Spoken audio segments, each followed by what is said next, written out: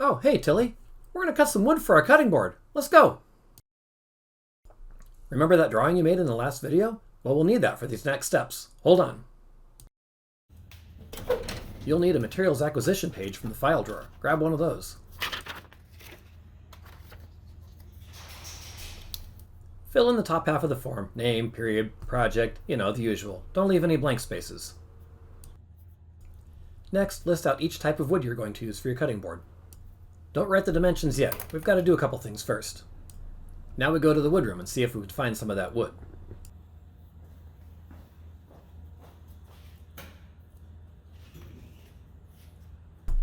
On the woodroom door, you'll see a current price chart. Let's use that to fill in part of our sheet.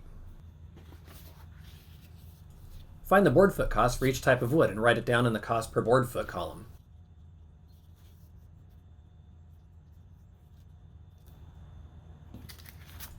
Let's see if we can find a couple 1.5-inch wide pieces of beech. We're going to start by looking in the scrap containers first. There's beech right there. We've got short, medium, and longer boards in there. Here's our Goldilocks moment. This one's too small. This one's just right. It's a little bigger than what we need, but we can get our pieces out of this. Now that knot's going to be a problem, but we've got 10 inches out of that and just over 3 inches wide, so we can get our 2.5-inch strips out of that and the knot won't be in the way. Even though this is a lot bigger than what we do need to buy the whole board. Record the dimension of the entire board that you took out, length, width, and thickness. Next, let's find a 1/2-inch piece of walnut. We'll need 2 of those.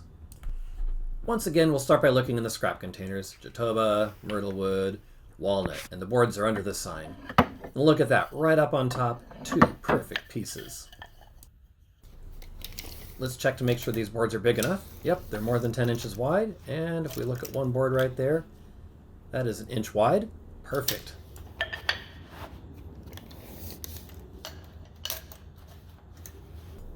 Even though we have 2 boards, we can record this as one. Just stack the pieces together, measure the total length, the total width, and the total thickness, and write that amount down on the chart.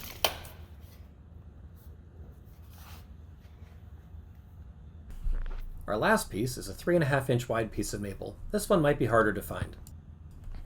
Once again, we'll start by looking in the shorts container. There's hickory, maple, and nothing in here looks like it's going to be 3 inches wide. So we're going to have to go to Plan B. Over here is where we store all the wood just as it comes from our deliveries. This is all rough cut lumber, and it could be as long as 12 feet.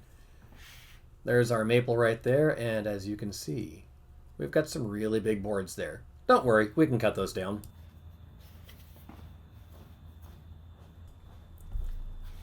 It looks like I found the perfect board.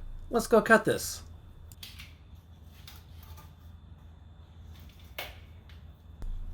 We'll check this one more time, make sure I can get my 10 inches and still leave 12 inches behind, which clearly with a 4-foot long board I can. So this time, for our length, we're only going to record 11 inches. Remember to take 1 inch longer than what you need. Record the actual width of the board and the actual thickness. So even though we need 3.5 inches, we still record the 5 inches. Make a mark at 11 inches to show where you want to cut that, and let's go to the miter saw. If the positioning arm is down, carefully swing it up and out of the way. If you can't, come get me. Line up the saw on your cut, get your fingers out of the way, and make a steady, careful cut.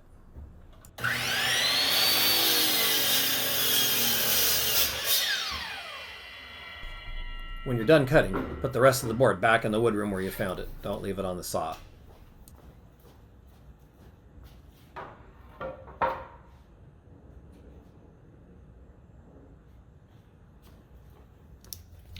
Now that we have all of our boards together, it helps to have them all the same length for gluing. It makes the gluing process a lot easier. So let's mark those at 11 inches and cut those other boards down.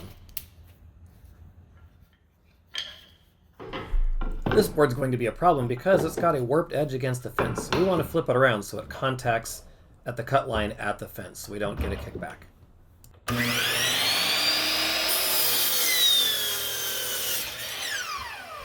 You might notice that I cut that left-handed. It's a bit of an awkward angle so I can keep the camera shot in there.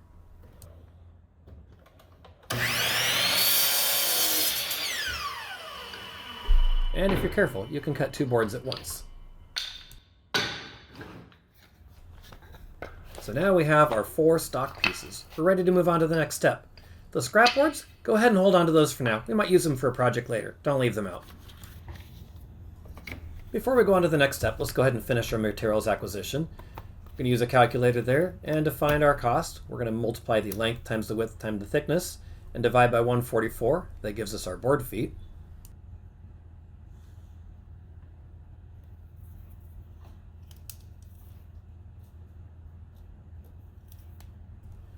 Then multiply the board feet times the cost per board foot, and that's your price for that board. Repeat that for all 3 boards.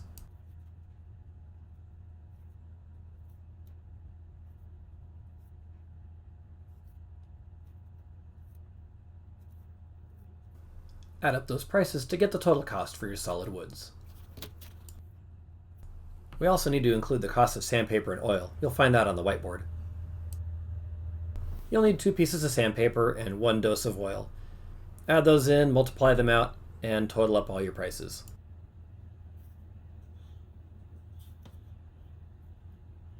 Add up your totals from the solid wood and your other materials to get a total to deduct from your account, and we're going to subtract that from our original $20. Don't worry, it's pretend money right now.